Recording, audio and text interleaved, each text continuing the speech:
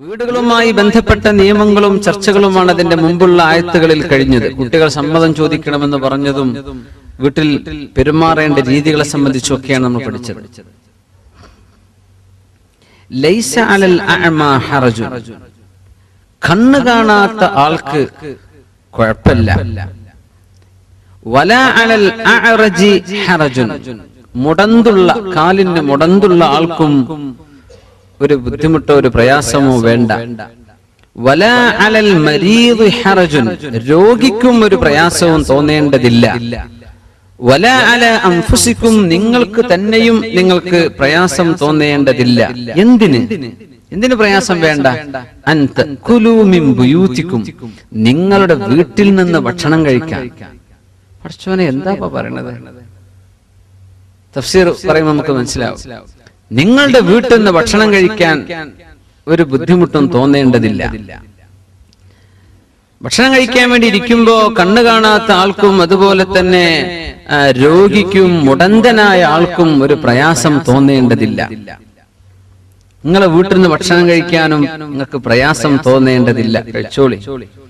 ഔ ബുയൂതി ആബായിക്കും ഔ ബുയൂതി ഉമ്മഹാതിക്കും, നിങ്ങളുടെ ഉപ്പയുടെ വീട്ടിൽ നിന്ന് ഭക്ഷണം കഴിക്കാനോ ഉമ്മയുടെ വീട്ടിൽ നിന്ന് ഭക്ഷണം കഴിക്കാനോ ഒന്നും പ്രയാസപ്പെടേണ്ട, അതിലൊന്നും കുഴപ്പമില്ല. ഔ ബുയൂതി ഇഖ്വാനിക്കും, സഹോദരന്മാരുടെ വീട്ടിൽ. ഔ ബുയൂതി അഖവാതിക്കും, നിങ്ങളുടെ സഹോദരിമാരുടെ വീട്ടിൽ. ഔ ബുയൂതി അഅമാമിക്കും ഔ ബുയൂതി അഖവാതിക്കും, നിങ്ങളുടെ സഹോദരിമാരുടെ വീട്ടിൽ നിന്ന് ഭക്ഷണം കഴിക്കുന്നതിനും വിരോധമില്ല. ഔ ബുയൂതി അഅമാമിക്കും, നിങ്ങളുടെ പിതാവിന്റെ സഹോദരന്മാർ, മൂത്താപ്പ എളാപ്പ, അവരുടെ വീട്ടിൽ നിന്ന് ഭക്ഷണം കഴിക്കുന്നതിനും വിരോധമില്ല. ഔ ബുയൂതി അമ്മാതിക്കും, നിങ്ങളുടെ ഉപ്പയുടെ സഹോദരി. അമ്മായി എന്ന് പറയില്ലേ? പക്ഷെ അമ്മായി എന്നൊക്കെ പറയുമ്പോൾ പല നാട്ടിലും പല അമ്മായിയാണ്. അമ്മായിമ്മക്കും അമ്മായി എന്ന് പറയുന്നവരുണ്ട്. ഉപ്പാന്റെ സഹോദരിക്കാണ് അമ്മച്ച് എന്ന് അറബി പറയാം. അവരുടെ വീട്ടിൽ പോയി ഭക്ഷണം കഴിക്കുന്നതിനും വിരോധമില്ല, നിങ്ങൾ കഴിച്ചോളി. ഔ ബുയൂതി അഖ്വാലിക്കും, നിങ്ങളുടെ ഉമ്മയുടെ സഹോദരൻ. ഉമ്മയുടെ സഹോദരന് മാമനോ അമ്മാവനോ, ഇംഗ്ലീഷിൽ അങ്കിൾ എന്നൊക്കെ പറഞ്ഞ ഒരുപാട് അങ്കിൾ, പിന്നെ ആരാന്ന് വേറെ ചോദിക്കണം. ഔ ബുയൂതി അഖ്വാലിക്കും ഔ ബുയൂതി ഖാലാതിക്കും, ഉമ്മയുടെ സഹോദരൻ അല്ലെങ്കിൽ ഉമ്മയുടെ സഹോദരി, അവരുടെ വീട്ടിൽ പോയി ഭക്ഷണം കഴിക്കുന്നതിനും വിരോധമില്ല. ആരൊക്കെ പറഞ്ഞു? നിങ്ങളുടെ വീട്, സഹോദരന്റെ സഹോദരിയുടെ, ഉപ്പാന്റെ സഹോദരന്മാർ, ഉപ്പയുടെ സഹോദരിമാർ, ഉമ്മയുടെ സഹോദരന്മാർ, ഉമ്മയുടെ സഹോദരിമാർ, ഇവിടെ പോയിട്ട് നിങ്ങൾ ഭക്ഷണം കഴിക്കുന്നതിനൊന്നും വിരോധമില്ല. ഔമാ മലക്തും മഫാത്തിഹഹു, നിങ്ങൾ ആരുടെ ചാവി കീയാണോ നിങ്ങൾ ഉടമപ്പെടുത്തിയിരിക്കുന്നത് അവരുടെ അടുത്തുനിന്ന് ഭക്ഷണം കഴിക്കുന്നത്. ഒരുപാട് വീട് നോക്കാൻ നിങ്ങളെ ഏൽപ്പിച്ചു, ഒരു കട നിങ്ങളെ ഏൽപ്പിച്ചു, ഇൻഷാ അല്ലാഹ് വഴിയെ പറയാം. അവിടെ നിന്ന് ഭക്ഷണം കഴിക്കുന്നതിനും വിരോധമില്ല. ഔ സ്വദീഖിക്കും, അല്ലെങ്കിൽ നിങ്ങളുടെ മുഅ്മിനായ ഒരു സഹോദരന്റെ സുഹൃത്തിന്റെ അടുത്തുനിന്ന് ഭക്ഷണം കഴിക്കുന്നതിനും വിരോധമില്ല. ഇത് വിരോധമുണ്ടെന്ന് ഞങ്ങൾക്ക് തോന്നിയിട്ടില്ലല്ലോ എന്നാണ് ഇപ്പൊ നമുക്ക് തോന്നുന്നത്, അല്ലേ? ഈ ആയത്തിറങ്ങാനുണ്ടായ അവതരണ പശ്ചാത്തലം അറിയുമ്പോഴാണ് ഈ വചനങ്ങളുടെ പ്രസക്തി മനസ്സിലാവുക. എപ്പോഴാണ് ഇത് ഇറങ്ങിയത്, അതിന്റെ കാരണം എന്തായിരുന്നു? പിന്നെ പറയുന്നു, ലൈസ അലൈക്കും ജുനാഹുൻ അൻ തഅകുലൂ ജമീഅൻ ഔ അശ്താതാ, നിങ്ങൾ ഒറ്റയ്ക്ക് ഭക്ഷണം കഴിച്ചാലും ഒരുമിച്ചിരുന്ന് ഭക്ഷണം കഴിച്ചാലും ഒരു വിരോധവുമില്ല. നിങ്ങൾ ഒരുമിച്ച് എല്ലാവരും കൂടി ഇരുന്ന് ഭക്ഷണം കഴിച്ചോളൂ, ഒറ്റക്കൊറ്റയ്ക്ക് ഭക്ഷണം കഴിച്ചോളൂ, അതും വിരോധമില്ല. فإذا دخلتم بيوتا فسلموا على أنفسكم, നിങ്ങൾ വീടുകളിലേക്ക് കയറി ചെല്ലുമ്പോൾ നിങ്ങളുടെ ശരീരത്തോട് ഒരു അസ്സലാമു അലൈക്കും പറഞ്ഞേക്കണം. നിങ്ങളുടെ ശരീരത്തോട്. മുസ്ലിമീങ്ങളായ ആളുകളുടെ പുരക്ക് ചെല്ലുകയാണെങ്കിൽ ആ വീട്ടുകാർ മുസ്ലിമീങ്ങളെങ്കിൽ നിങ്ങളുടെ ശരീരം പോലെ തന്നെയാണല്ലോ അവര്. അവർക്ക് രക്ഷ ഉണ്ടാകട്ടെ എന്ന് പറയും. നിനക്ക് രക്ഷ ഉണ്ടാവാൻ നീ ആഗ്രഹിക്കുന്നുവല്ലോ, അല്ലേ? അപ്പൊ അവർക്കും നീ സലാം പറയണം. ഇൻഷാ അല്ലാഹ് അതിന്റെ വിശദീകരണം വഴിയെ പറയാം ഇൻഷാ അല്ലാഹ്. തഹിയ്യതൻ മിൻ ഇൻദില്ലാഹി മുബാറകതൻ ത്വയ്യിബഹ, അല്ലാഹുവിൽ നിന്ന് നല്ല ബറക്കത്തുള്ള പരിശുദ്ധമായ സലാം വീട്ടിലേക്ക് കയറുമ്പോ പറഞ്ഞേക്കണം. ആളുള്ള വീട്ടിൽ കയറുമ്പോഴും ആളില്ലാത്ത വീട്ടിൽ കയറുമ്പോഴും സലാമുണ്ട്. ഇൻഷാ അല്ലാഹ് വഴിയെ പറയാം ആ സലാം എന്തൊക്കെയാണെന്ന്. കദാലിക യുബയ്യിനുല്ലാഹു ലകുമുൽ ആയാത്ത്, അല്ലാഹു അവന്റെ ദൃഷ്ടാന്തങ്ങൾ നിങ്ങൾക്ക് ഇങ്ങനെ വിവരിച്ചു തരികയാണ്. ലഅല്ലകും തഅഖിലൂൻ, നിങ്ങൾ ചിന്തിക്കാൻ വേണ്ടി അല്ലാഹു നിങ്ങൾക്ക് വ്യക്തമാക്കി തരികയാണ്. യാ അല്ലാഹ്, 61ാമത്തെ ആയത്താണ് നമ്മൾ ഈ ഓതിയത്. ഒരായത്ത് അത് അവതരിക്കാനുണ്ടായ കാരണം എന്തായിരുന്നു? എന്തുകൊണ്ട് അങ്ങനെ ഒരായത്ത് അവതരിച്ചു? യഖൂലുൽ ഉലമാ, ഉലമാക്കൾ പറയുന്നത്, പരിശുദ്ധ ഖുർആനിലെ സൂറത്തുൻ നിസായിലെ ഒരു ആയത്ത് ഇറങ്ങിയപ്പോഴാണ് സ്വഹാബത്തിന് ഒരു പേടി വന്നത്. എന്താണ് ആയത്ത്? യാ അയ്യുഹല്ലദീന ആമനൂ, ഈമാനുള്ളവരെ, അല്ലാഹുവിൽ വിശ്വാസമുള്ളവരെ, ലാ തഅകുലൂ അംവാലകും ബൈനകും ബിൽ ബാത്തിൽ, നിങ്ങൾ നിങ്ങളുടെ സമ്പത്ത് ബാത്തിലിൽ അന്യായമായിട്ട് നിങ്ങൾ തിന്നാൻ പാടില്ല. മറ്റുള്ളവന്റേതെന്ന് അല്ലാഹു ഉദ്ദേശിക്കുന്നത്, പക്ഷെ നിങ്ങളുടേത്. ജ്യേഷ്ഠന്റേതാണെന്ന് നശിപ്പിക്കേണ്ട, അനിയന്റെ എന്ന് പറഞ്ഞ് നശിപ്പിക്കല്ല, മറ്റൊരാളുടെ വീടാണ് നശിപ്പിക്കല്ല, അത് നിന്റേതെന്ന് വിചാരിക്ക്. നിങ്ങളുടെ സമ്പത്ത് അന്യായമായി തിന്നരുത് എന്ന് ആയത്തിറങ്ങിയപ്പോ സ്വഹാബത്ത് ആലോചിച്ചു, യാ അല്ലാഹ്, അന്യായമായി തിന്നരുത് എന്ന് പറഞ്ഞാൽ ജ്യേഷ്ഠന്റെയും അനുജന്റെയും വീട്ടിലൊക്കെ പോയിട്ട് നമ്മളങ്ങ് തിന്നുന്നില്ലേ? ഒരാളുടെ സമ്പത്തിൽ അയാൾക്ക് ഏറ്റവും ഇഷ്ടപ്പെട്ട ഒരു ഭാഗം അയാളുടെ ഭക്ഷണമാണല്ലോ. അപ്പോ ഈ ഭക്ഷണം കഴിക്കൽ ബാത്തിലായിട്ട് തിന്നരുത് എന്ന് പറഞ്ഞിൽ പെടൂലേ? പ്രച്ചോനെ അവർക്ക് പൊരുത്തുണ്ടാവോ? അമ്മായിയെന്ന് പറഞ്ഞ് എന്നിട്ട് അടുക്കളയിൽ പോയിട്ട് എടുത്ത് തിന്നെയാണ്. അതൊക്കെ അമ്മായിയുടെ ഭക്ഷണല്ലേ, അവർക്ക് പൊരുത്തുണ്ടോ? അമ്മായിയുടെ സമ്മതമുണ്ടോ? ഇതൊന്നും നമ്മൾ ചോദിക്കുന്നില്ലല്ലോ. പടച്ചോനെ, ഇത് അനുവദിക്കപ്പെടുമോ എന്ന് സ്വഹാബത്ത് പേടിച്ചു. സുബ്ഹാനല്ലാഹ്. അപ്പോഴാണ് ഈ ആയത്ത് കുഴപ്പമില്ല കേട്ടോ. ഈ കുഴപ്പമില്ല എന്ന് പറയുന്ന ആയത്തുകൾക്കൊക്കെ അവതരണ പശ്ചാത്തലങ്ങളുണ്ട്. ഉംറക്ക് പോകുമ്പോ സഈ, സഫാ മർവന്റെ ഇടയിൽ നമ്മൾ നടക്കണം, സഈ ചെയ്യണ്ടേ? ആ സഈ ചെയ്യണം എന്ന് പറഞ്ഞ ആയത്തേതാ? എവിടുന്നാ സഈ വേണമെന്ന് കിട്ടിയത്? ഇന്ന സഫാ വൽ മർവത മിൻ ശആഇരില്ലാഹ് ഫമൻ ഹജ്ജൽ ബൈത അവ ഇഅ്തമറ ഫലാ ജുനാഹ അലൈഹി. ഇവിടൊക്കെ പറഞ്ഞതാ ലാ ജുനാഹ, ഹറജ് പ്രയാസല്ല, ജുനാഹ് അതേ അർത്ഥത്തിലാണ്. فلا جناح عليه أن يطوف بهما ومن تطوع خيرا فإن الله شاكر عليم. ഹജ്ജിന് ഉംറക്കോ വന്നാൽ സഫാ മർവന്റെ ഇടയിൽ നടക്കുന്നതിന് വിരോധമില്ല. നേരെ പരിഭാഷ വായിച്ച പടച്ചോനെ, ഈ ഉസ്താദ്മാര് വെറുതെ തന്നെ ഞങ്ങളെ കൊണ്ടുപോയി നടത്തിയത്, വിരോധമില്ല എന്നല്ലേ ഉള്ളൂ, റൂമിലിരുന്നാലും കുഴപ്പമില്ലല്ലോ. തവാഫൊക്കെ നമുക്ക് നടക്കുന്നുണ്ട്, സഈലാണ് കുഴങ്ങൽ അല്ലേ?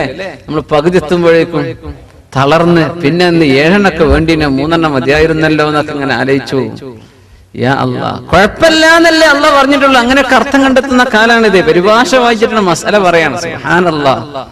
ഹദീസിനെ കണ്ടിട്ട് അങ്ങോട്ട് പറയാണ് ഫിഖ്ഹിന്റെ മസലകൾ. അവിടെ കുഴപ്പമില്ല എന്ന് തന്നെയാണ് വാക്യ അത് അവതരിക്കാനുണ്ടായ കാരണം എന്താ? ജാഹിലിയ്യ കാലത്ത് അവിടെ 2 ബിംബങ്ങൾ ഉണ്ടായിരുന്നു, ഇസാഫ്, നായില എന്ന് പറഞ്ഞ 2 ബിംബങ്ങൾ. അത് 2 മനുഷ്യന്മാരെ അള്ളാഹു പിടിച്ച് ഖരമാക്കി ഉറപ്പിച്ചതാണെന്നാണ്. ഒരാണും ഒരു പെണ്ണുമാണ്, ഇസാഫ്, നായില. 2 പേരും കഅബന്റെ ഉള്ളിൽ ചെന്നിട്ട് വ്യഭിചരിച്ചവരാ ജാഹിലിയ്യ കാലത്ത്.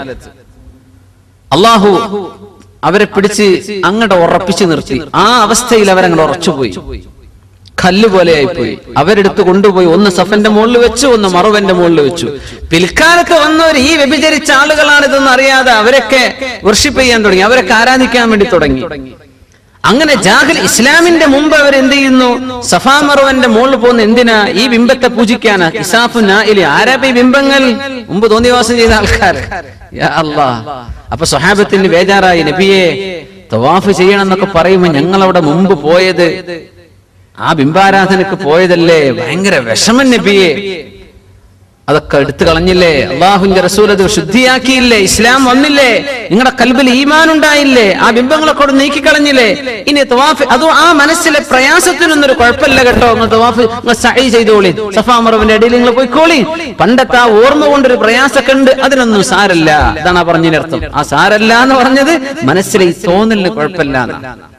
അതുപോലെ ഇവിടെ പറയാൻ അള്ളാഹുവേ എന്റെ സമ്പത്ത് എനിക്ക് അനുവദിക്കപ്പെട്ടതാണ്, പക്ഷേ ഞാൻ അല്ലാത്ത മറ്റാളുകളുടെ സ്വദീഖ് ഫ്രണ്ട്സിന്റെ വീട്ടിൽ പോകുന്നു, അവിടെ നിന്ന് അങ്ങനെ എടുത്തു കുടിക്കുന്നു, എടുത്തു ഭക്ഷിക്കുന്നു. പടച്ചോനെ, ഇതൊക്കെ അവർക്ക് തൃപ്തിയില്ലെങ്കിൽ എനിക്ക് അനുവദിക്കപ്പെടുമോ? ഹലാൽ ഹറാമിനെ കുറിച്ചുള്ള ചിന്തയാണ്. മഹാനായ മുഹമ്മദ് ഇബ്നു ഇസ്ഹാഖ് റളിയല്ലാഹു അൻഹു ഉമ്മാന്റെ കൂടെ ഒരു പ്ലേറ്റിൽ ഭക്ഷണം കഴിക്കൂല എന്നാണ്. അപ്പോൾ ആളുകൾ ചോദിച്ചു, മഹാനവറുകൾ നിങ്ങൾ എന്താ ഉമ്മാന്റെ കൂടെ?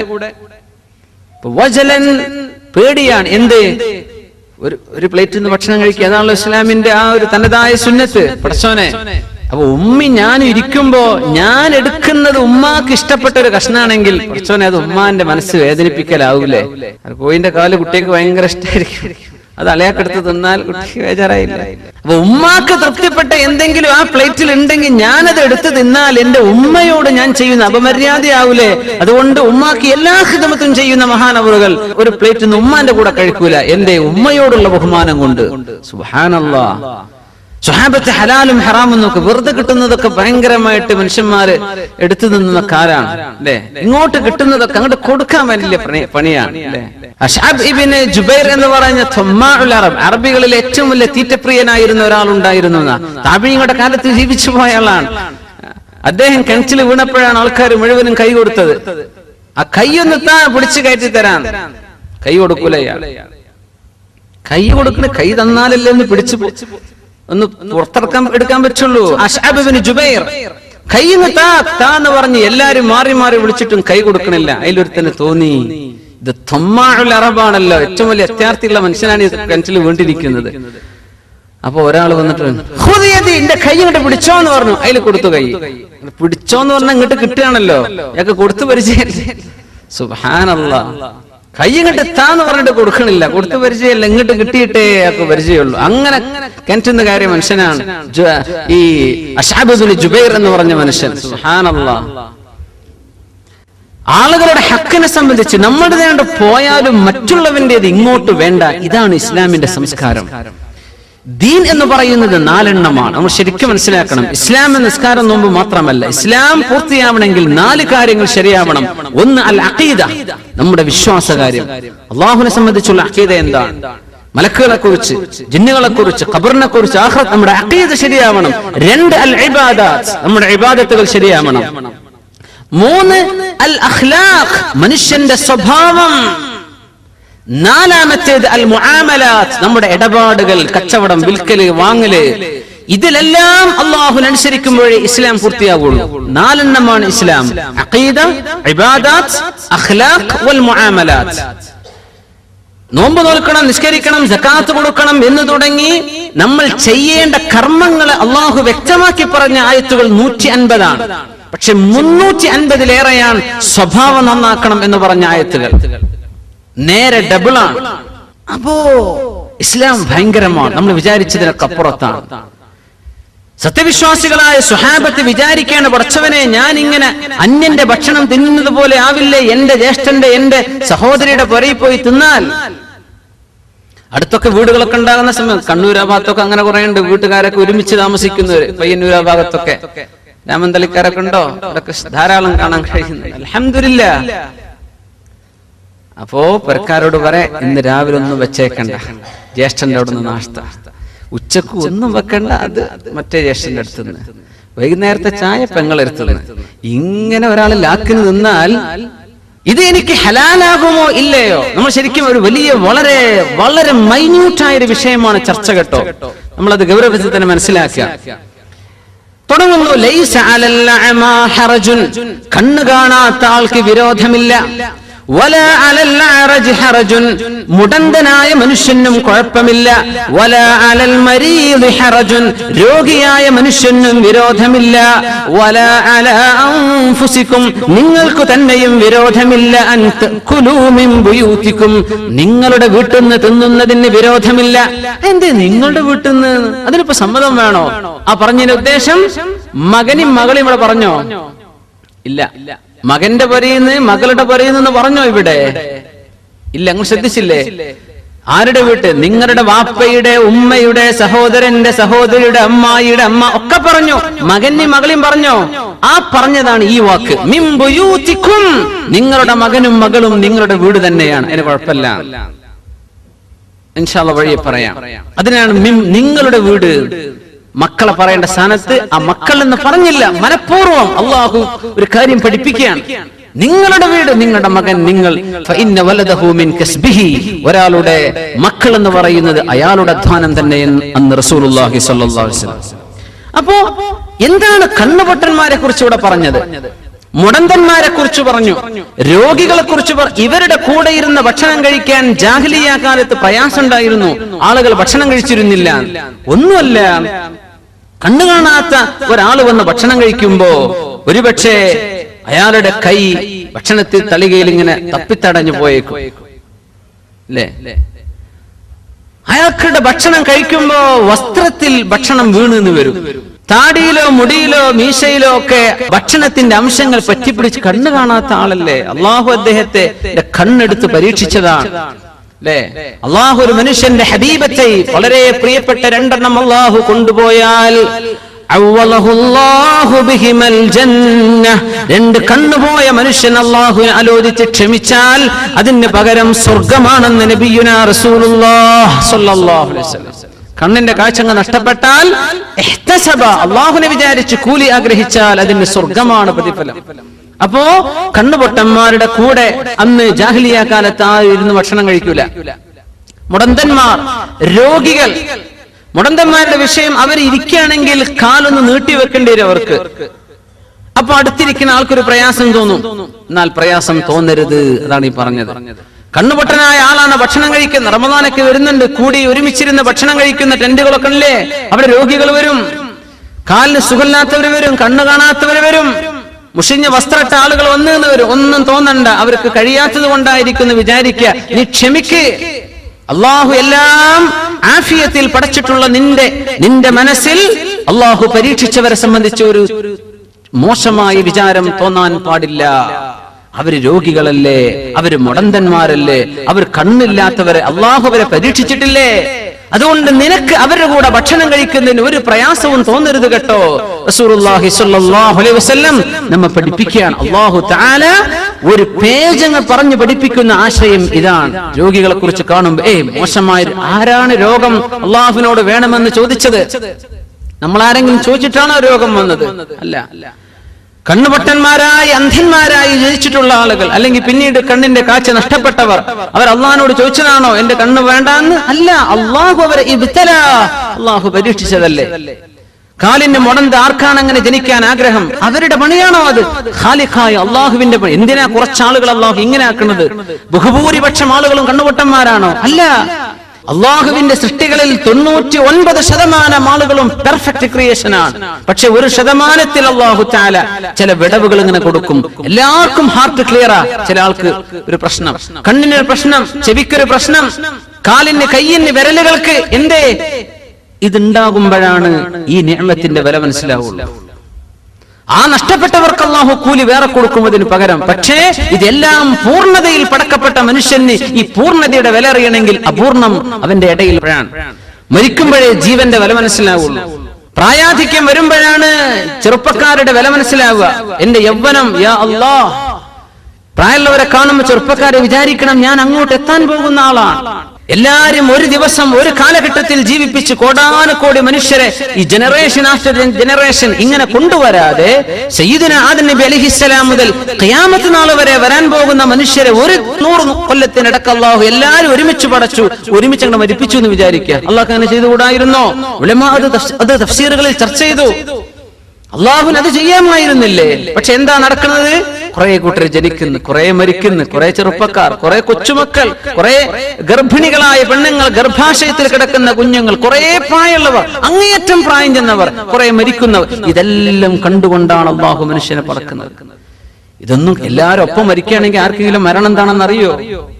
എല്ലാരും ഒരുമിച്ചങ്ങ് മുളച്ചതാണ്. ജന്മം എന്താണെന്നറിയോ? വാർദ്ധക്യത്തിന്റെ യൗവനത്തിന്റെയും വ്യത്യാസങ്ങൾ അറിയുമോ? ഇല്ല. അള്ളാഹു ഇതൊക്കെ ഭൂമിയിൽ വെച്ചിട്ടുണ്ട്. എന്തിന്? അള്ളാഹുവിനെ സംബന്ധിച്ച് ബോധം വരാൻ, അവനവനെ കുറിച്ച് ബോധം വരാൻ. അതുകൊണ്ട് ലൈസ അലൽ അഅമാ ഹറജുൻ, കണ്ണുപൊട്ടനെ കാണുമ്പോൾ നിങ്ങൾ ആരും മനസ്സിൽ ഒരു നിലക്കും ഒരു വെറുപ്പും വിചാരിക്കരുത്. അവരുടെ വസ്ത്രത്തിലൊക്കെ അഴുക്കുണ്ടെന്ന് വരും, അവരുടെ താടിയിലും അവരുടെ മുഖത്തൊക്കെ എന്തെങ്കിലും ഭക്ഷണം പറ്റിപ്പിടിച്ചെന്ന് വരും. മുടന്തന്മാർ വന്ന് അരികത്ത് ഇരിക്കുമ്പോ ഒരു പ്രയാസവും തോന്നരുത് അവരുടെ അരികത്ത് ഇരുന്ന് ഭക്ഷണം കഴിക്കാൻ. അള്ളാഹു അവരെ പരീക്ഷിച്ചവരാണ്. രോഗികൾ, ചില രോഗം നമുക്ക് പ്രയാസമായിട്ട് തോന്നും, വളരെ ഇഷ്മിഇസാസ്, ഒരു തരത്തിൽ നമുക്ക് ഡിസ്കസ്റ്റിംഗ് എന്ന് പക്ഷേ തോന്നാൻ പാടില്ല. അള്ളാഹു കൊടുത്ത പരീക്ഷണല്ലേ, തോന്നരുത്. അഷ്റഫുൽ ഖൽഖ് സ്വല്ലല്ലാഹു അലൈഹി വസല്ലം ഈ സന്ദർഭത്തിൽ നമുക്കൊരു ദുആ പറഞ്ഞു.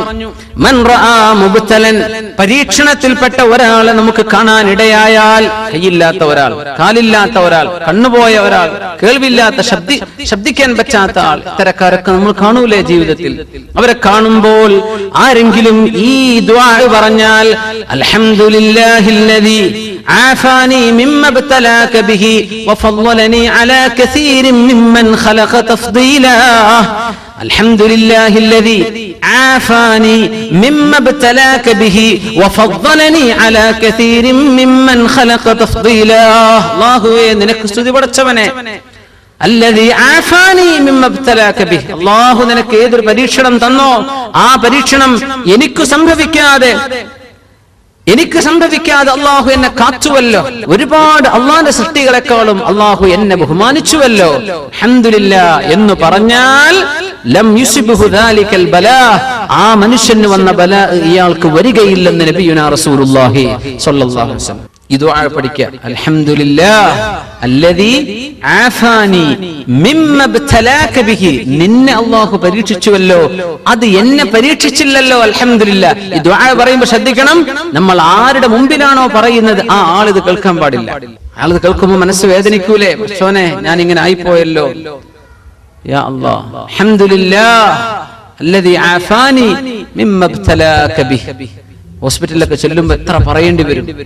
ഓരോ വാർഡിലും അല്ലെ, നമ്മൾ രോഗികളെ കാണാൻ ചെല്ലുമ്പോൾ നമ്മൾ നമ്മുടെ ബന്ധുക്കളെ മാത്രം ചെന്നിട്ട് ആ റൂം നമ്പർ മാത്രം നോക്കി അവിടെ കണ്ട് അവിടെ നിന്ന് തിരിച്ചു, അപ്പുറം ഒന്നും നോക്കൂല അല്ലേ. അങ്ങനെയാണ്. എത്ര റൂം നമ്പർ, ബെഡ് നമ്പർ എത്രയാന്നാ ചോദിക്കുക. എന്നിട്ട് നേരെ സ്ട്രൈറ്റ് ഇപ്പുറത്തൊക്കെ രോഗികളില്ലേ, അവരോട് അസ്സലാമു അലൈക്കും, എന്തെങ്കിലുമൊക്കെ സഹായം നമുക്ക് ചെയ്യാൻ പറ്റുന്നത് ചെയ്തു കൊടുക്കുക, ഒരു നല്ല വാക്ക് പറയാ, ശുശ്രൂഷിക്കാൻ ആരെങ്കിലും കൂടണ്ടോ, എന്തെങ്കിലും ചെയ്തു തരണോ, കഴിയുന്ന ആളുകൾ അത് ചെയ്യണം. മറ്റുള്ള രോഗികളെ അവരെ കാണുമ്പോൾ അള്ളാഹു നമുക്ക് ചെയ്ത നിഅമത്ത് ഓർമ്മ വരും. മുഅ്മിനെ, നമുക്കിപ്പോ ശമ്പളം കുറഞ്ഞതിന്റെ കുഴപ്പമേ ഉണ്ടാവുള്ളൂ, നമുക്ക് തൊലി നിറല്ലാത്തതിന്റെ കുഴപ്പമേ തോന്നുള്ളൂ. സഹോദരിമാർ ആലോചിക്കുക, അള്ളാഹു മുസീബത്ത് കൊണ്ട് അള്ളാഹു പരീക്ഷിച്ച ആളുകൾ എന്താണ്, രോഗികളുടെ അവസ്ഥകൾ എന്തൊക്കെയാണ്. അള്ളാഹു എനിക്ക് എന്നെ സലാമത്ത് നൽകിയല്ലോ റബ്ബേ, വഫദ്ദലനി അലാ കസീരിൻ മിമ്മൻ ഖലഖ തഫ്ദീലാ, നീ പടച്ച സൃഷ്ടികളിൽ ഒരുപാട് സൃഷ്ടികളെക്കാളും എനിക്ക് നീ ബഹുമാനവും ആദരവും തന്നുവല്ലോ അല്ലാഹ്, അൽഹംദുലില്ലാഹ് എന്ന് പറഞ്ഞാൽ ആ മനുഷ്യന് വന്ന മുസീബത്ത് ഈ ദുആ ചൊല്ലി ആൾക്ക് വരികയില്ലെന്ന് റസൂലുള്ളാഹി സ്വല്ലല്ലാഹു അലൈഹി വസല്ലം. കണ്ണില്ലാതെ ജനിച്ചവര്, കണ്ണുള്ളവന്റെ കണ്ണ് കാഴ്ച പോകൂലേ.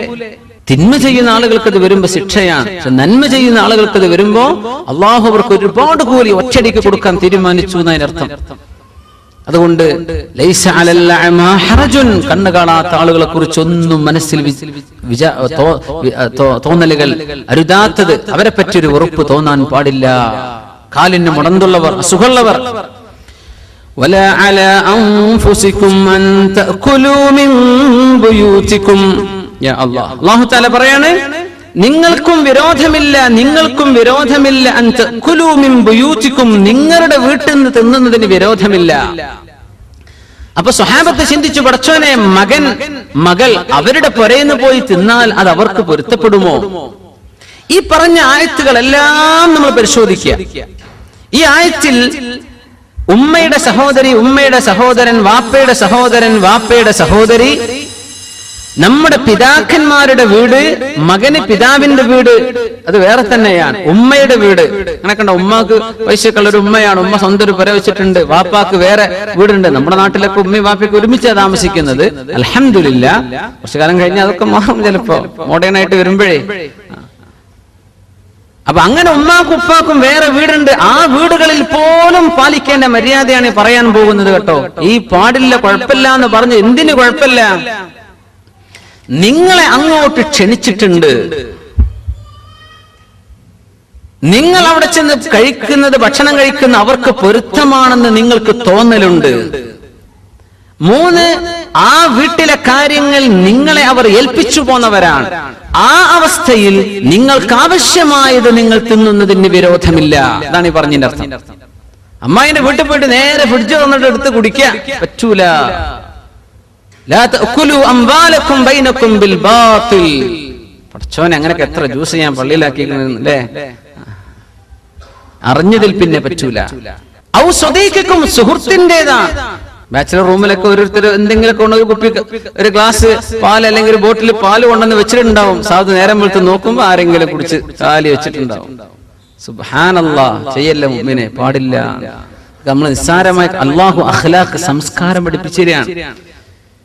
നമ്മുടെ ഏറ്റവും അടുത്തിടപഴകുന്ന വീടുകളാണ് അല്ലാഹു പറഞ്ഞത്. ഇങ്ങനെയാണെങ്കിൽ അന്യരുടെ സമ്പത്ത്, അന്യ ആളിൻ്റെത്, അഡ്രസ് ഇല്ലാത്തത് നമുക്ക് തിന്നാൻ പറ്റുമോ? ഏറ്റവും നല്ല സ്വഭാവം അല്ലാഹു പഠിപ്പിക്കുകയാണ്. അപ്പോ നിങ്ങളുടെ സ്വന്തം മക്കളുടെ വീട്ടിലേക്ക് വാപ്പാക്ക് ക്ഷണം വരേണ്ട ആവശ്യമല്ല. അതാണ് നിങ്ങളുടെ വീടെന്ന് കഴിക്കുന്ന കുഴപ്പമില്ല.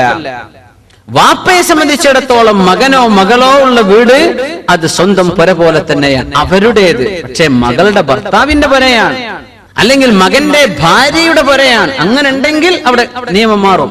വാപ്പക്ക് മകനും മക്കളും, മകന്റെയും മകളുടെയും മക്കളുടെ വീടുകൾ പിതാവിന്റെ വീട് തന്നെയാണെന്ന് എവിടെന്ന് മനസ്സിലായി? റസൂലുള്ളാഹി സ്വല്ലല്ലാഹു അലൈഹി വസല്ലമ തങ്ങൾ പഠിപ്പിക്കുന്നു. ഒരാൾ വന്ന് പരാതി പറഞ്ഞു, ചെറുപ്പക്കാരന്റെ പരാതി. എന്താണ് പരാതി? നബിയെ, എന്റെ വാപ്പ എന്റെ മുതലെടുക്കുന്നുണ്ട് നബിയെ. ഞാൻ എന്ത് കൊണ്ടുവന്നാലും വാപ്പ അത് അടിച്ചു മാറ്റി കൊണ്ടുപോകും. പൊന്നാര നബി, എന്റെ വാപ്പാനോട് ഒന്ന് പറയണം, എന്റെ പൈസ എടുക്കരുത്. ഒരു സ്വഹാബി പരാതി പറഞ്ഞു.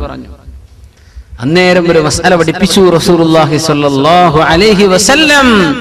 അൻത വമാലുക ലിഅബീക്, നീയും നിന്റെ സമ്പത്തും നിന്റെ വാപ്പാക്കുള്ളത് തന്നെയാണല്ലോ.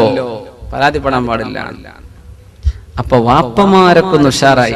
അങ്ങനെയാണെങ്കിൽ പിന്നെ നമ്മൾ ഏർപ്പാടൊക്കെ നിർത്തിച്ചിട്ട് മകന്റെ ഏർപ്പാടൊന്നും കിട്ടിയാൽ മതിയല്ലോ. അപ്പൊ അവരോട് റസൂലുള്ളാഹി സ്വല്ലല്ലാഹു അലൈഹി വസല്ലമ തങ്ങൾ പഠിപ്പിച്ചു കൊടുക്കുകയാണ്, മൻ അകല മിൻ മാലി ഇബ്നിഹി ഫൽയകുൽ മിൻഹു ബിമഅറൂഫ്. മകന്റെ സമ്പത്ത് ആരെങ്കിലും ഉപയോഗിക്കുന്നുണ്ടെങ്കിൽ, വാപ്പ മകന്റെ സമ്പത്ത് ആരെങ്കിലും എടുക്കുന്നുണ്ടെങ്കിൽ ഫൽയകുൽ മിൻഹു ബിമഅറൂഫിൻ, അത്യാവശ്യമായത് മാത്രമേ ആ മകന്റെ സ്വത്തിൽ നിന്ന് കഴിക്കാൻ പാടുള്ളൂ. വാപ്പമാരോട് യാ അല്ലാഹ്, നാട്ടിൽ അക്കൗണ്ടിലേക്ക് പൈസ അയക്കുന്നുണ്ട്, പക്ഷെ ATM കാർഡ് വാപ്പാന്റെ കയ്യിലാണ്. ലീവിൽ ചെന്ന് നോക്കുമ്പോ അക്കൗണ്ട് കാലിയാണ്. അടച്ച തമ്പുരാനെ, വാപ്പ മുഴുവൻ എടുത്തിട്ടുണ്ട്. വാപ്പാരത് ചെയ്യാൻ പാടില്ല. ഫൽയകുൽ മിൻഹു ബിമഅറൂഫ്. വാപ്പാക്ക് സമ്പത്തില്ലാത്ത വാപ്പയാണ്, വാപ്പാക്ക് വരുമാനമില്ല. മകൻ വാപ്പയെ നോക്കണം. അത് മകന്റെ ഔദാര്യമല്ല, മകന്റെ ബാധ്യതയാണ്. വാപ്പ മകന്റെ സമ്പത്തിന് എന്തെടുക്കാൻ പറ്റുന്നതാണ് വാപ്പാക്ക് അത്യാവശ്യമുള്ളത്. വാപ്പ വേറെ ബിസിനസ് തുടങ്ങാൻ മകന്റെ പൈസ എടുക്കാൻ പാടില്ല. കാരണം മകന്റെ മക്കളുണ്ട്, അവൻ കല്യാണം കഴിക്കേണ്ട ആളാണ്, അവന് വീട് വെക്കേണ്ടി വരും, അവന് കച്ചവടം തുടങ്ങേണ്ടി വരും. മകന്റെ സ്വത്ത് മകനാണ്, പക്ഷേ വാപ്പാക്ക് ആവശ്യമുള്ളത് എടുക്കാൻ അല്ലാഹു അനുവദിച്ചിട്ടുണ്ട്. മകനോട് പറഞ്ഞു, വാപ്പ എന്റെ മുതലെടുക്കുന്നു എന്ന് പരാതി പറയല്ല, നീയും നിന്റെ സമ്പത്തും നീയും നിന്റെ വാപ്പാക്കുള്ളത് തന്നെയാണല്ലോ സ്വല്ലല്ലാഹു അലൈഹി വസല്ലം. സംഗതി ക്ലീനായി, രണ്ടാർക്കും ഇപ്പൊ പരാതിയില്ല.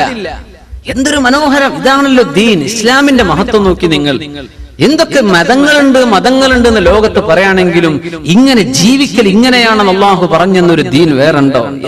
ഏതാണ് ഇവിടെ പറയപ്പെടാതെ പോകുന്ന വിഷയങ്ങൾ? എന്തിനാണ് ഒരു നിയമമില്ലാത്തത്? യാ അല്ലാഹ്, അതിൽ രണ്ടു കൂട്ടർക്കും പ്രയാസമല്ല. സുബ്ഹാനല്ലാഹ്. അൻത വമാലുക ലിഅബീക്, നീയും നിന്റെ സമ്പത്ത് നിന്റെ വാപ്പാക്കുള്ളതാണ്. വാപ്പയോട് പറയുന്നു, മൻ അകല മിൻ മാലി ഇബ്നിഹി ഫൽയകുൽ മിൻഹു ബിമഅറൂഫ്. വാപ്പ മകന്റെ സമ്പത്ത് തിന്നാണെങ്കിൽ ആവശ്യമായത് എടുത്താൽ മതി, തൂർത്തടിക്കാൻ പാടില്ല.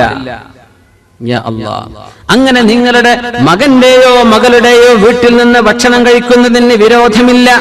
ഔ ബുയൂതി ആബായിക്കും, വാപ്പയുടെ പുരയിൽ നിന്ന് ഭക്ഷണം കഴിക്കുകയാണ്. വാപ്പ വിളിച്ചു, അല്ലെങ്കിൽ വാപ്പയെ കാണാൻ ചെന്നു, വാപ്പയും മകനായിട്ട് നല്ല ടേംസിലാണ്, കുഴപ്പമില്ല, വാപ്പാക്ക് പൊരുത്തമാണല്ലോ, അവിടെ നിങ്ങൾ ഭക്ഷണം കഴിച്ചോളി. അതിൽ നിങ്ങൾ ഹറാമായിട്ട് തിന്നുക, അന്യായമായിട്ട് തിന്നുക എന്ന വിഷയം വരുന്നില്ല. എപ്പോ വരുന്നില്ല? വാപ്പ സ്വന്തമായിട്ട് താമസിക്കുന്ന ഒരാളാണ്, വാപ്പ വീടൊക്കെ അടച്ചു പോകുന്നു. വാപ്പ പോയ തക്കത്തിൽ മകൻ കയറിയിട്ട് അവിടുന്ന് എന്തെങ്കിലും എടുത്ത് കഴിച്ചു, അല്ലെങ്കിൽ എന്തെങ്കിലും എടുത്തു, കുറ്റാണോ? കുറ്റമാണ്. അമ്മായിയും അമ്മാവനും മൂത്താപ്പയും എളാപ്പയും ഒക്കെ ഇവിടെ പറഞ്ഞു, സഹോദരനും സഹോദരിയും പറഞ്ഞു. ഇവരുടെ വീട്ടിൽ നിന്ന് എന്താ കഴിക്കേണ്ടത്? മബ്ദൂലായത് മുഫസ്സിരിങ്ങൾ പറയാ എന്ന് പറഞ്ഞാൽ അവിടെ പുറത്ത് വെച്ചതാ സംഗതി, അത് നിങ്ങൾ എടുത്ത് കഴിച്ചോളി, നിങ്ങളവിടെ ചെല്ലുന്നവർക്ക് വിരോധമില്ലല്ലോ. അവര് പൂട്ടിട്ട സംഗതിയാണ്, അടച്ചു വെച്ച സംഗതിയാണ്, സൂക്ഷിച്ചു വെച്ച സംഗതിയാണ്, അതെടുത്ത് തിന്നാൻ പറ്റില്ല. ചായപ്പൊടിയും കെറ്റിലും വെള്ളം അവിടെ ഉണ്ട്, നിങ്ങൾ ഒരു ഗ്ലാസ് ചായ ഉണ്ടാക്കി കുടിച്ചു, ഒരു കുഴപ്പമില്ല. പക്ഷേ അവരടച്ചു പൂട്ടി വെച്ച കുറച്ച് കാര്യപ്പെട്ട എന്തെങ്കിലും കുറച്ച് സ്നാക്കുകളോ എന്തെങ്കിലും കുറച്ച് ഡ്രൈ ഫ്രൂട്ടുകളോ എന്തെങ്കിലുമൊക്കെ വെച്ചിരുന്നു, അതെടുത്ത് തിന്നണ്ട. അതിന് സമ്മതം വേണം, അതിന് സമ്മതം വേണം.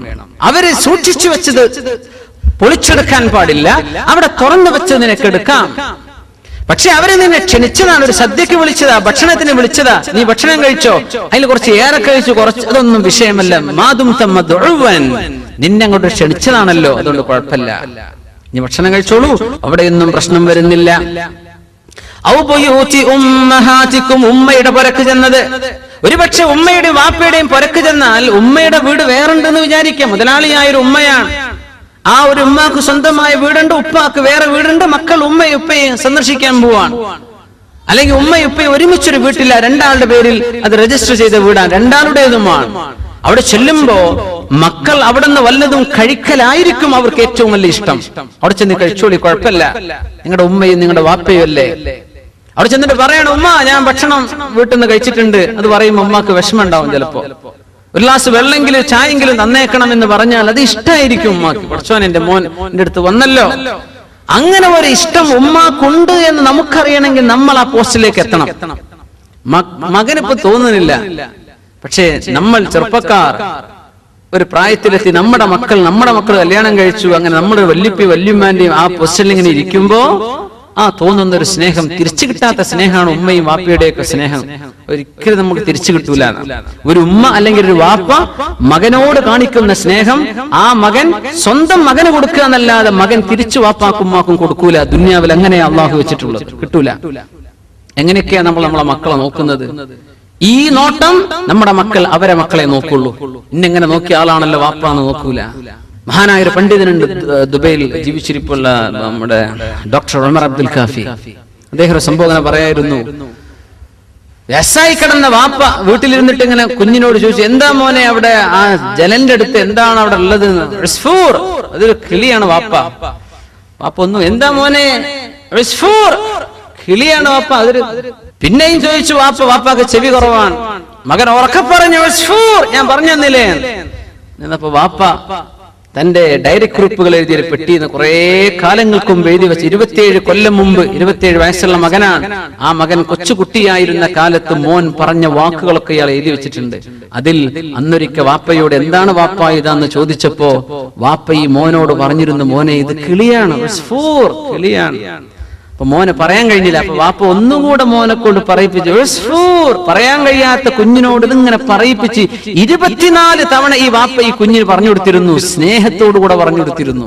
മോനത് പറഞ്ഞു കിട്ടാൻ 3 പ്രാവശ്യം വാപ്പയോട് തിരിച്ചു പറഞ്ഞു കൊടുത്തത് ദേഷ്യത്തോടെയാണ്. യാ അല്ലാഹ്, തിരിച്ചു കിട്ടൂല, നമ്മൾ പ്രതീക്ഷിക്കും വേണ്ട. പ്രത്യേകിച്ച് ഇപ്പോഴത്തെ കാലത്തൊക്കെ അവരെ കല്ലോലെ കൂടെ ഇറങ്ങിപ്പോവെന്നല്ലാതെ നമ്മളൊക്കെ നോക്കുന്നൊന്നും വിചാരിച്ച് നിൽക്കേണ്ട മുഅ്മിനീങ്ങളെ. അള്ളാഹുലേക്ക് തവക്കുലായിക്കോളി. മക്കളുടെ നടുപ്പുറത്താണ് നമ്മുടെ തവക്കുൽ കിടക്കുന്നത്. ഇവരൊന്നും നമ്മളെ നോക്കാൻ പോകുന്നില്ല. നമ്മൾ അള്ളാഹുലേക്ക് തവക്കുലാക്കിക്കോളി. അള്ളാഹു ആരെങ്കിലും നമ്മുടെ വഴിക്കയക്കും.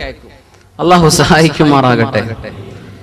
ഷാമിൽ നിന്ന് ഒരു ഉമ്മയെ തോളിൽ കയറ്റി നിർത്തിയിട്ട് കൊണ്ടുവന്നു, മക്കായിലേക്ക് ഉംറ ചെയ്യാൻ, ഹജ്ജ് ചെയ്യാൻ വേണ്ടി കൊണ്ടുവന്നു. ഉമ്മയെ തോളിലെടുത്ത് എവിടുന്ന്? ഷാമിൽ നിന്ന് എത്ര കിലോമീറ്റർ? 2000, 2500, 3000 കിലോമീറ്റർ ദൂരം വരും മക്കയിൽ നിന്ന് ഫലസ്തീനിലേക്ക്. ആ സമയം മഹാനായ അബ്ദുല്ലാഹി ഇബ്നു ഉമർ റളിയല്ലാഹു തആല അൻഹുടെ തവാഫ് ചെയ്യുന്നുണ്ട്. ഉമ്മയെ തോളിൽ വെച്ചിട്ട് തവാഫ് ചെയ്തു. നമുക്ക് ട്രോളിയിലെ തവാഫ് ഉണ്ടെന്ന് അല്ലേ? ഉമ്മമാരെ ഇരുത്തിട്ട് അങ്ങനെ ഓടുന്നുണ്ടല്ലേ ചെറിയ ചെറിയ ചെക്കന്മാർ. അവരൊക്കെ പൈസക്കാണാ ചെയ്യുന്നത് അല്ലേ?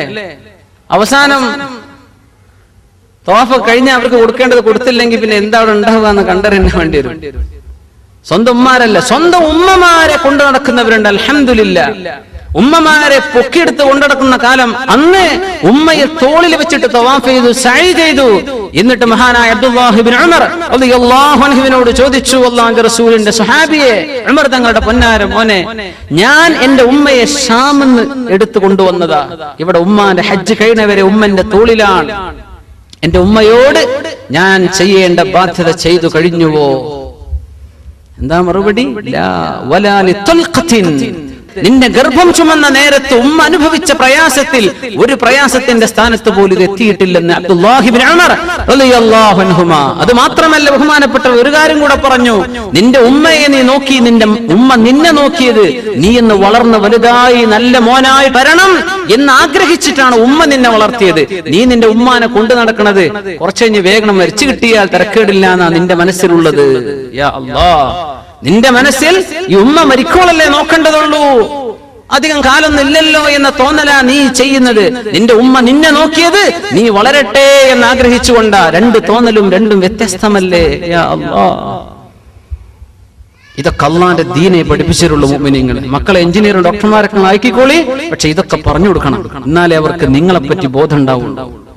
കുടുംബം എന്താണെന്ന് അറിയുള്ളൂ. എന്റെ സ്വർഗത്തിലേക്ക് പോകാനുള്ള രണ്ട് വാതിലാണ് എന്റെ ഉമ്മയും വാപ്പയും എന്ന മക്കൾക്ക് അറിയണ്ടേ. നല്ല സർട്ടിഫിക്കറ്റ് കയ്യിലുണ്ട്, നല്ല ഹൈ പ്രൊഫൈൽ ജോബ് കയ്യിലുണ്ട്, നല്ല മുതലാളിയാണ് മകൻ. വാപ്പയെ നോക്കാത്ത മകനാണെങ്കിൽ എന്താണ് ഈ വാപ്പയുടെ സങ്കടം, എവിടെ കൊണ്ടുപോയി വെക്കും?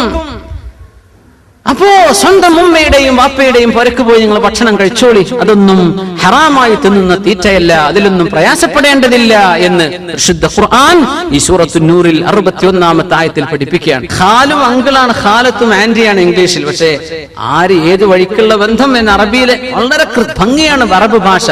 അമ്മ എന്ന് പറഞ്ഞ പിന്നീട് ഏത് അങ്കിൾ എന്ന് ചോദ്യം വരൂല, അത് വാപ്പയുടെ സഹോദരനെ അമ്മ എന്ന് പറയുള്ളൂ. ഉമ്മയുടെ സഹോദരൻ അങ്കിളാണ്, അതിന്റെ ഖാലിനെ പറയുള്ളൂ. ആന്റി അത് ഉപ്പാന്റെ മകളോ ഉമ്മാന്റെ സഹോദരിയോ? ഉപ്പാന്റേതാണെങ്കിൽ അമ്മ, അമ്മത്ത് എന്ന് അറബി പറയും. ഉമ്മാന്റെ സഹോദരി ഖാലത്ത്. വളരെ വ്യക്തമാണ്, അവിടെ വേറെ ഡൗട്ട് ഇല്ല. കസിൻ ബ്രദർ, കസിൻ സിസ്റ്റർ, ഏത് കസിൻ ബ്രദർ, ഏത് ആരുടെ ചോദ്യം വരും, അതൊന്നും പ്രശ്നമില്ല. അറബിയിൽ വളരെ വ്യക്തമാണ്. അപ്പോ സഹോദരന്റെ വീട്, സഹോദരിയുടെ വീട്, അമ്മാവന്റെ വീട്, അമ്മായിയുടെ വീട്, ഈ വീട് വീട് എന്നിങ്ങനെ ആവർത്തിക്കുന്നത് എന്തിനാ? അതിന്റെ അർത്ഥം സഹോദരൻ വീട് വെച്ചാതെ എന്റെ വീടാന്ന് വിചാരിച്ച് നീ പോകണ്ട, അത് സഹോദരന്റേത് തന്നെയാണ്. നിന്റെ വീട് നീ വെക്കുന്നതാണ്. അമ്മായിയുടെ വീടാന്ന് പറഞ്ഞ് നീ ചെല്ലാൻ, അത് അമ്മായിയുടേതാണ്. പിതാവിന്റെ സഹോദരന്റെയും സഹോദരിയുടെയും അവർ ഓരോരുത്തരും അവരുടെ അധികാരത്തിലാണ് കിടക്കുന്നത്. ജ്യേഷ്ഠൻ വീട് വെച്ചാൽ മതി, എന്നാ പിന്നെ എനിക്കിൽ താമസിച്ചാൽ മതിയല്ലോ, അത് ജ്യേഷ്ഠന്റെ പൊരുത്തുണ്ടെങ്കിൽ നീ ചെയ്തോ, കുഴപ്പമില്ല. ജ്യേഷ്ഠന്റെ എന്റേതാന്ന് വിചാരിച്ച് നീ പെരുമാറണ്ട എന്നർത്ഥം. മുഅ്മിനീങ്ങളെ, നമ്മുടെ ഇവിടെയൊക്കെ ജോലി ചെയ്ത ഒരു സഹോദരൻ ഞാൻ പറഞ്ഞു എന്നല്ലേ, 10-30 കൊല്ലം ജോലി ചെയ്ത് അധ്വാനിച്ച് വീടുണ്ടാക്കി നാട്ടിൽ ചെന്ന് നോക്കുമ്പോ വീട് അനുജന്റെ പേരില്ല. ജ്യേഷ്ഠൻ അധ്വാനിച്ച് ഇവിടുന്ന് പൈസ കൊടുത്തുണ്ടാക്കി അവനെ ഏൽപ്പിച്ചു പണിയാൻ. നാട്ടിൽ രേഖകൾ ഉണ്ടാക്കാനാ പ്രയാസം. ആൾക്കാരെ വിചാരിക്കുന്നു ആധാരം ആരുടെ പേരില്ലാതെ അവന്റെ. അള്ളാന്റെ